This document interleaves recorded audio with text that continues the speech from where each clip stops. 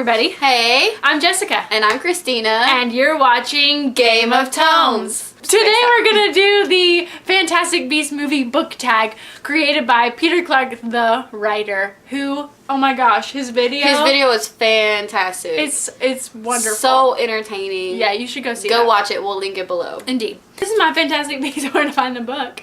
I love it. This version is annotated by Harry Potter, Ron, and Hermione. I read it when it came out, which was forever ago, and I was a kid, and so I started rereading it the other day. I'm like halfway through. I think I dog-eared a couple because they were my favorites. Jobberknoll. It's a light blue speckled bird that eats small insects, makes no sound until the moment of its death, at which point it lets out a long scream made of every sound it's ever heard, regurgitated backwards.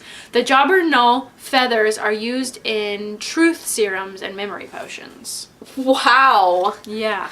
Wow. And the Deary call, if I'm pronouncing that correctly, Right. originated in the Mauritius, a plump-bodied, fluffy-feathered, flightless bird. It can disappear at will, and that's why Muggles, who were once fully aware, though they knew it as the dodo bird. I was just about to say that, like, is that the dodo bird? Yes! That's awesome. The International Confederation of Wizards has never deemed it appropriate that the Muggles should be made aware of the continued existence of the Deary Qual, because as it seems to have raised Muggle awareness of the dangers of slaying their fellow creatures indiscriminately. That's cool. Yeah, I like Very this. cool. It's a fun book, and there are like drawings and stuff from That's so Harry Potter. cute. My name's Gregory Goyle, and I smell. That's funny. Yeah. Number 1. The Niffler. Seeking out treasure like jewelry or coins and stealing whatever they can get their claws on is their greatest skill. What is a book you've borrowed or stolen? You first. So mine's actually a Harry Potter book, and Did you steal it? I have a feeling that maybe it was my mom's, and I just kind of like borrowed it and never returned it. Like forever ago? Yeah, so I'm just going to say that, yeah, sure. Okay. This book my mother recently was given, and I borrowed it from her, and that is Practical Magic by Alice Hoffman. It has a very pretty cover. It's really pretty. I haven't read it yet, but I'm going to make it kind of a priority because I borrowed it and it's not mine to keep forever. Really pretty. Yeah. kind of a jag. I see what you did there. Oh, they were both from our moms. Aww. Hey, they made a movie out of this book. Did they? Uh-huh. It's Nicole Kidman and Sandra Bullock, and they're witches. I've read that it doesn't go like the book. Oh, Or, I mean, the really? movie. The book doesn't go like the movie, so. Number 2, the Bowtruckle. Pickett is one of Newt's favorite creatures who has a talent for picking locks. What is your personal favorite book that unlocks the key to your true personality? This one was really hard for me because I Me can't too. pick just one. It's hard. So I kind of picked 3. Harry Potter. I mean, course. come on. Yeah. Another one was actually The Book Thief, which I don't have with me, but it's another one of mine that I read this year, and it's become one of my all-time favorites. Cool. And then lastly, One Flew Over the Cuckoo's Nest. We talked about it, and I just can't get enough of the book. So That's awesome. that's mine. Cool. I could pick Harry Potter for like everything. Yeah, for sure. A book I read this year is Ready Player One by Ernest Cline. I don't own it, but I borrowed it from the library, and it's one of my absolute all-time It's favorites. really, really good. Number 3, Thunderbird. One flap of a thunderbird's wings can create an enormous storm, and their power gives them the ability to sense danger. What is a book that creates a storm of discussion because of the danger it attracts? I had a really, really hard time with this one, and I couldn't really think of much. Do you have an answer?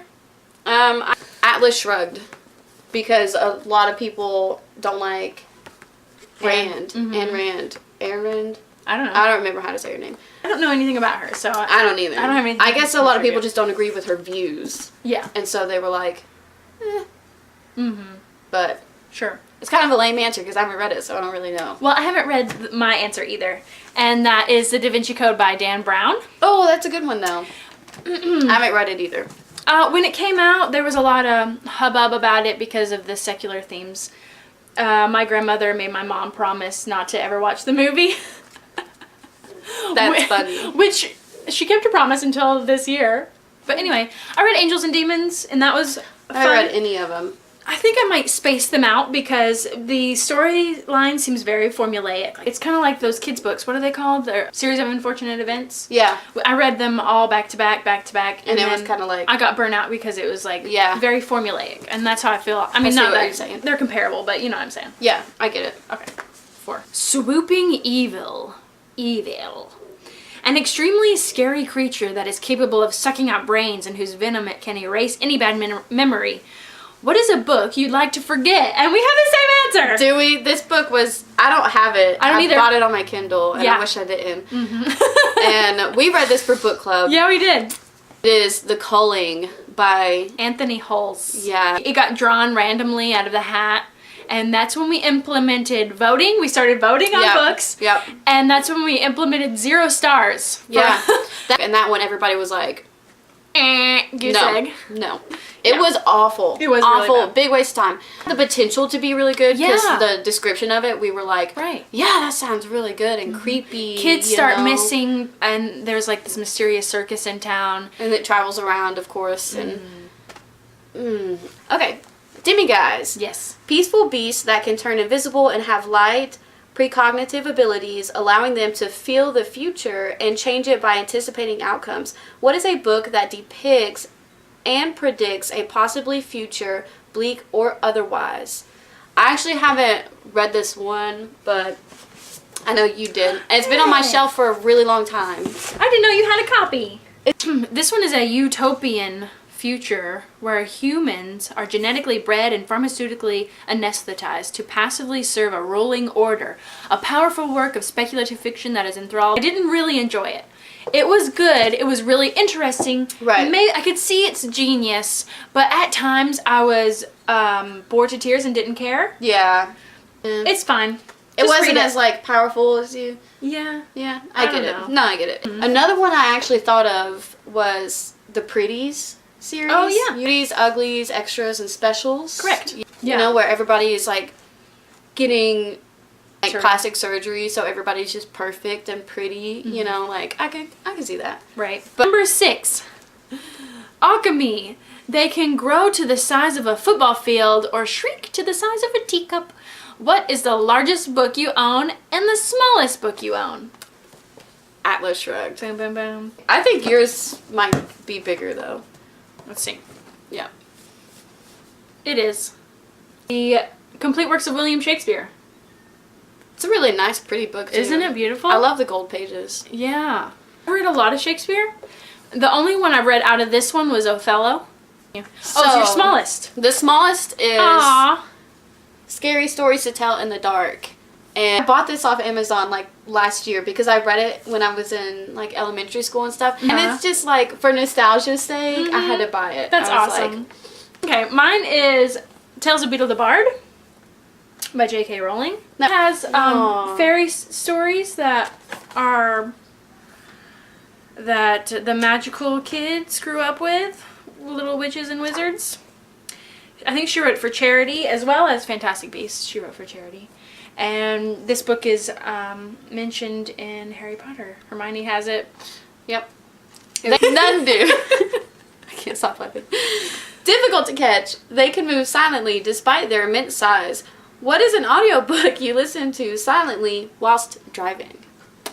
I've only ever listened to 2 in my entire life, and one of them I'm listening to now. So I just picked Jonathan Strange and Mr. Norrell. Cool. If I was to go somewhere right now, like on a long car trip, I'd probably put that one on just because, like, it's what I'm listening to now. Right. Sure. I've listened to lots of audiobooks in my life. My mother was a big audiobooker. Awesome. And so anytime we would go travel anywhere, she would have an audiobook with her. I know I listened to The Hobbit on audiobook, as well as Hoot by Carl Hyacin. It's about these kids who go on this adventure to stop this corporation from building on lands that have this fragile species of owl. It takes place in Florida. Number 8, Graphorn. Newt has saved the last breeding pair, and without him, the species as a whole would have gone extinct. What is a book that is going extinct that you want to save? I don't really know of any that are per se going extinct. Right. But I'm just gonna say scary stories to tell in the dark. Yeah. Because I don't know if kids read it anymore. Mm-hmm. But they should. They should. That's a good one. I don't really hear about this much, Cool. but I like it. I read this one in high school, and I loved it. And, you know, Mickey Rooney passed away a couple days ago. Anyway, he was married to Ava Gardner. This is her autobiography, really Ava, My Story. She's, there's like a whole, I just fell in love with her reading this book. She has such an interesting life, and she name drops. There's even an index in the back with all of the names she mentions and like what page you can find them on. That's funny. She, I want to say she grew up in the 40s. She was employed by MGM. Yeah. She died just before this could be published. I don't think she ever did publish it. She wrote it, and then she passed away. But anyway, everyone from this era has passed away, or they're very elderly. And then I really enjoy this book and recommend it. Cool. Awesome. Yeah. 9 3/4. Billywig. Their powerful sting can affect both muggles and magical folk alike. What is a book you've read with someone else that stung you both emotionally? And we said the same thing because we read it together. One Flew Over the Cuckoo's Nest by Ken Kesey. Yeah. And this wasn't a book club book. We just read it together. Yeah. I think this is the only book we have done that. I think it is too. So That's far, pretty yeah. cool. We So also far. have a review video of this if you want to go check it out. We'll link that down below. It stung us both emotionally. Number 10, the Erumpent. A friendly creature, unless you're a foe. Their thick hide can repel most spells and charms.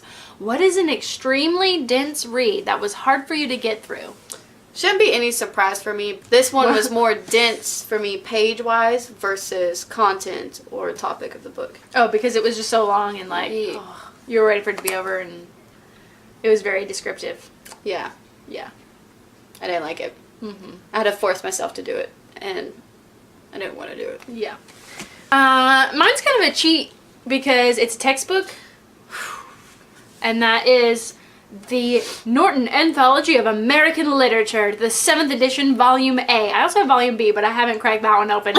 The beginnings of a literature, literally like Native American, to 1820. Oh, wow. Which is awesome. Like, it sounds really cool. I was forced to read some of this, which is good, but at the time I was Right. like, I'm being forced to read this, and it's so arduous. Right. Turns out John Smith is an a-hole. No, was an a-hole. John Smith was an a-hole. And so, it's interesting. Maybe one day I'll get back to it, but like, maybe not. Yeah. Really dense. Okay. The first person I would like to tag is Kayla with an I. The second person we would like to tag is... Who picked this book? Go pick this book. Who picked this book? Did you pick this book? No, but we picked this tag. Yeah, we did. For her to do. So... Smooth. See what I did there? So that was it for us. Go check out Peter's original tag because this video it's really great. It's, We didn't say we were tagged by the restricted section. we were. Thank you, ladies. Thank you. I was so happy to do this one. Yeah, I love their videos. Yeah. Yeah, Me too. They're great. Cool. So we'll link theirs down below also as well. Yes. So go check it out, and we'll link Kayla with an I and Who Picked This Book as well below. So you can find everything below. Did I say below? It's below. Below. So that's it for us, and we'll see you next time. Bye. Bye. Brave New World. Fancies. So we don't have much of our sorry. This is all about me. Can you even see it? Yeah, though, you know? totes. You're not gonna get back now. No one to tell us no, or where to go, or that you're only dreaming.